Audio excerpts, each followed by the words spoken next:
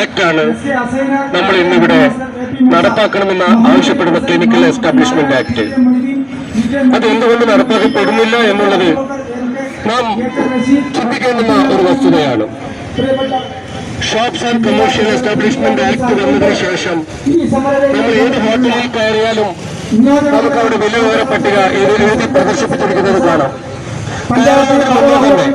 ഇപ്പൊ ഹോട്ടൽ വിജയലക്ഷ്മി ആയാലും ശേഖർ റെസ്റ്റോറന്റ് ആയാലും ഒരു ചായക്ക് 10 രൂപ അല്ലെങ്കിൽ 12 രൂപ, അതിൽ കൂടുതൽ വാങ്ങിയാൽ നമുക്ക് പരാതി കൊടുക്കാൻ ഫുഡ് ആൻഡ് സേഫ്റ്റി ഡിപ്പാർട്ട്മെന്റ്, മറ്റ് സംവിധാനങ്ങൾ, ഇതൊക്കെ നമുക്കൊക്കെ അറിയാം.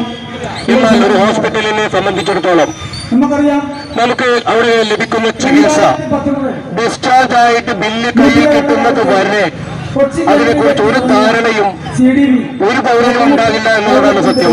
അതെന്തുകൊണ്ട്? അപ്പോ ഇതിനെ നിയന്ത്രിക്കേണ്ട ആളുകൾ തന്നെ ഹോസ്പിറ്റലുകൾ നടത്തുന്നു എന്നുള്ളതാണ് ഏറ്റവും വലിയ ഒരു വിരോധാഭാസമായിട്ട് ഈ നിയമം ഇരുട്ടിൽ നിൽക്കുന്നതിന് ഒരു കാരണമായിട്ട് ഇന്ന് കേരളത്തിലുള്ളത്. ഈ ഹോസ്പിറ്റലുകളെ നിയന്ത്രിക്കുന്നതിന്, അത് ഏകീകരിക്കുന്നതിന് ആരാണോ മുന്നിട്ട് ഇറങ്ങേണ്ടത് അവരൊക്കെ ഇതിന്റെ ഗുണഭോക്താക്കളാണ്. ഈ ഹോസ്പിറ്റൽ